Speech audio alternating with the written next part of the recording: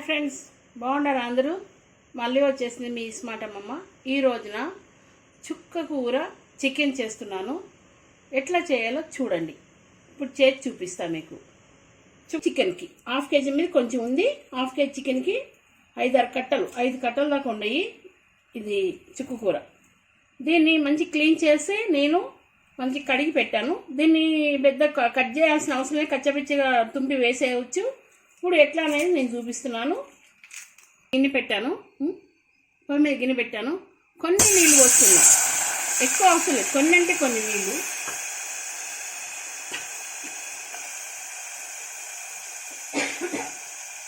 దీంట్లో ఆకుకూరని ఇట్లా తుంపేసి వేసేయండి.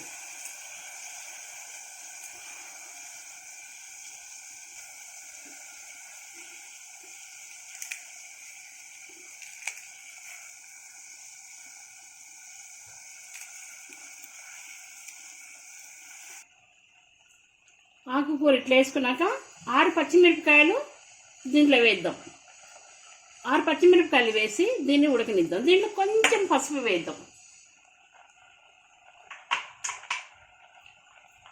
అంతే, ఇది మెత్తగా ఉడకనియాలి. కొన్ని నీళ్ళు పోసుకొని ఇట్లా ఇట్లా ఉడకనిద్దాం. ఇది ఉడికే లోపల మనం చికెన్ రెడీ చేసుకుందాం. ఇప్పుడు నూనె వేస్తున్నాను. కొంచెం ఎక్కువే పట్టిద్ది నూనె.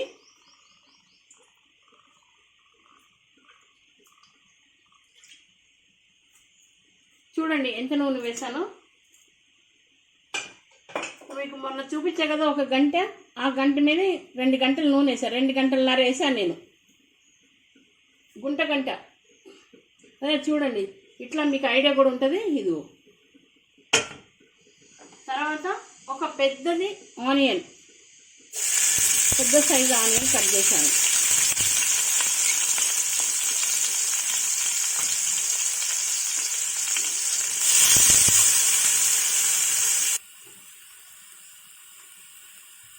ఆనియన్ ఇట్లా వేగుతుంది. ఈ లోపల ఇది ఎట్లా ఉడుకుతుందో చూద్దాం. మీరు ఇది కొంచెం బాగా ఉడకనియాలి. చుక్కకూరను పచ్చిమిరపకాయలు వేసా కదా, ఈ 2 బాగా ఉడకాల. ఈ లోపల మళ్ళీ ఈ ఉడికే లోపల చికెన్ రెడీ చేసేసుకుందాం. 1/2 స్పూన్ పసుపు వేస్తున్నాను.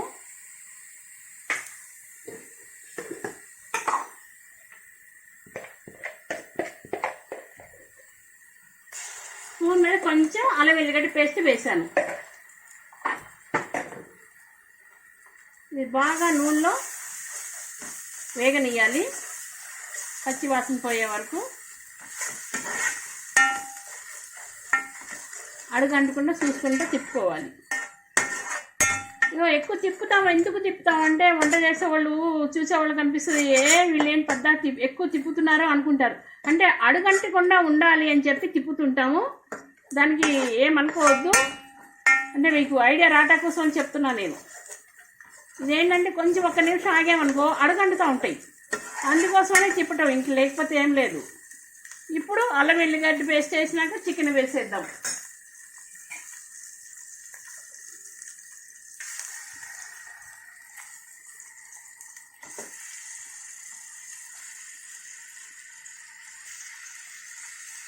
సాల్ట్ వేసుకుందాం. ఇదో ఈ స్పూన్తో 2 స్పూన్లు వేస్తున్నాను. కావాలంటే మళ్ళీ వేసుకోవచ్చు. ఉప్పు తక్కువ వేస్తే బాగుంటుంది. సమానంగానే వేస్తాను నేను. ఒక్కోసారి ఎక్కువ తక్కువ అవ్వచ్చు, అందుకోసమని తక్కువతే వేసుకోవచ్చు. ఎక్కువతే తీయలేము కానీ తక్కువతే వేసుకోవచ్చు. అందుకోసం కొంచెం తక్కువ వేస్తాను నేను.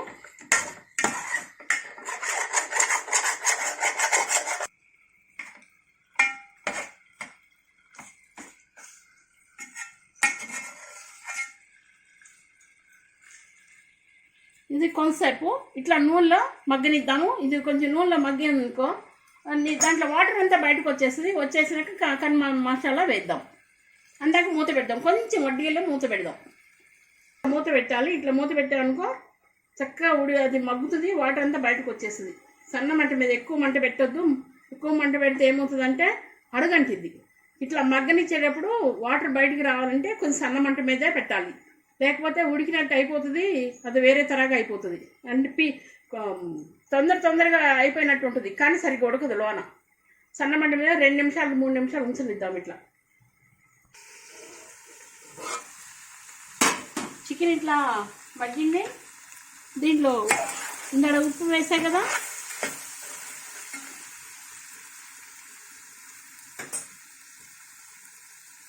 కారం వేస్తున్నాను. ఇందాక దాంట్లో 6 పచ్చిమిరపకాయలు వేసాను నేను చుక్కకూర ఉడికేటప్పుడు. ఇప్పుడు ఇంత కారం సరిపోతుంది. 1 స్పూన్, పెద్ద స్పూన్తో 1 స్పూన్ వేస్తున్నాను నేను.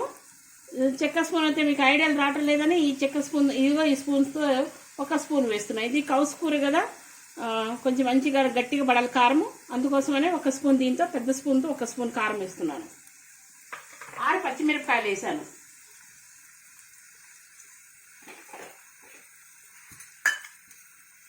ఒక స్పూన్ ధనియాల పొడి వేస్తున్నాను. ఇది బాగా తిప్పుదాము.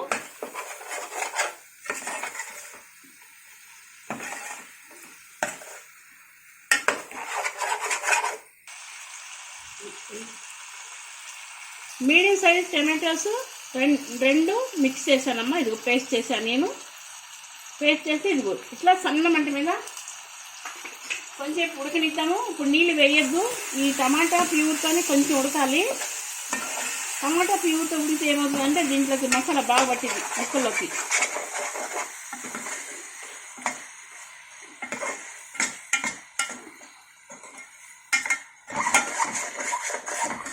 అప్పటికి ఆల్రెడీ చికెన్ ఇదిగో కొంచెం ఉడికిపోయింది, అందుకే టమాటా ప్యూర్ వేసాను. ఇప్పుడు సన్నమంట మీద కొంచెంసేపు ఉడికినిద్దాం. ఉడికినాక కొంచెం నీళ్ళు పోద్దాం.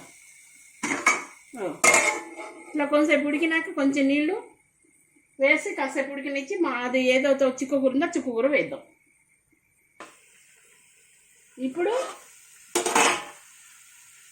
ఇది ఇట్లా అయింది, దగ్గరికి అయిపోయిందమ్మా. కొంచెం గ్రేవీ కావాలి కదా, మనం కొన్ని నీళ్ళు పోద్దాము.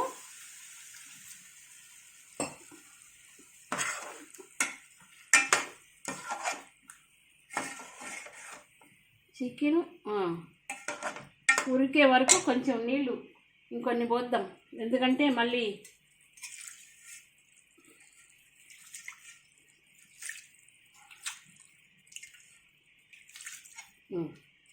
ఇప్పుడు చికెన్ మంచిగా ఉడకనిద్దామా. ఉడికినాక అది పులుసు పోద్దాం. ఏ పులుసు? ఇప్పుడు నేను చుక్కకూర ఉడకబెట్టి పెట్టా కదా, అది వేద్దాం. ఇది దగ్గర కొంచెం అయినాక వేద్దాం. కొంతసేపు ఉడకాలి చికెను. ఈ చికెన్ ఉడికినాక పులుసు పోద్దాం. ఇప్పుడు ఆయిలా పెట్టుకుందాం. ఇంతసేపు సన్నమంట మీద ఉడకనిచ్చాం కదా, ఇప్పుడు ఆయిలా ఉడకనిద్దాం. కొంచెం ఆయిలా, మరీ ఎక్కువ కాదు, మిడిల్గా పెట్టి ఉడకనిద్దాం. చుక్కకూర పచ్చిమిరపకాయలు ఉడకబెట్టాం కదమ్మా. ఇది ఇట్లా ఉడికినాక ఇది ఇట్లా మెదిపేసేయాలి మెత్తగా. పచ్చిమిరపకాయలు కనపడకుండా మంచి మెత్తగా 2 కలిపి ఇట్లా మెదిపేసేయాలి. ఈ మెదిపిన గుజ్జుని మనం చికెన్లో వేసుకుందాం. ఇప్పుడు చికెన్ ఉడికిపోయింది, కొంచెం లైట్గా గ్రేవీ ఉంది.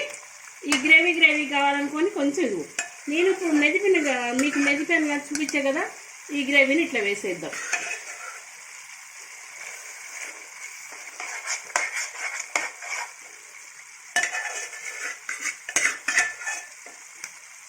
ఇప్పుడు చుక్కకూర వేసాం కదా, ఇదిగో చుక్కకూరతో ఇట్లా ఉడకాల. ఒక 2-3 నిమిషాలు ఆ పులుపు చికెన్కి ఎక్కాల.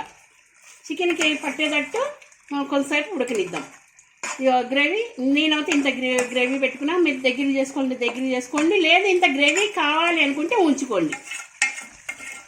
పెట్టుకొని 2 నిమిషాలు ఉంచుదాము. ఇప్పుడు పైన కొంచెం కొత్తిమీర జల్లేస్తున్నాను నేను.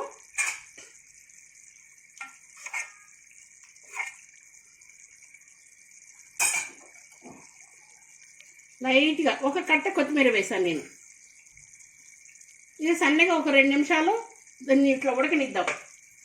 ఉడికినాక దింపేసి ఫుల్ మూత పెట్టేయాలి. ఫుల్ మూత పెట్టి ఒక 2 నిమిషాలు సన్నమంట మీద ఉడకనియాలి. 2 నిమిషాలు అయిపోయింది, చికెన్ ఉడికింది. ఇంతేనమ్మా చుక్కకూర చికెన్. చూసారు కదా ఎట్లా చేస్తానో నేను. పొయ్యి కింద తీసేస్తున్నా, ఇదిగో గ్యాస్ బంద్ చేసేస్తున్నా. చూసుకోండి, ఇట్లా వండుకోండి, తినండి. తింటేనే టేస్ట్ తెలుస్తుంది. వండుకోండి, తినండి, నాకు షేర్ చేయండి, లైక్లు కొట్టండి, మెసేజ్లు ఇవ్వండి, ఇంకొకళ్ళకి కూడా పంపించండి. Thank you. మళ్ళీ ఇంకొక ఐటెంతో వస్తుంది మీ స్మార్ట్ అమ్మమ్మ.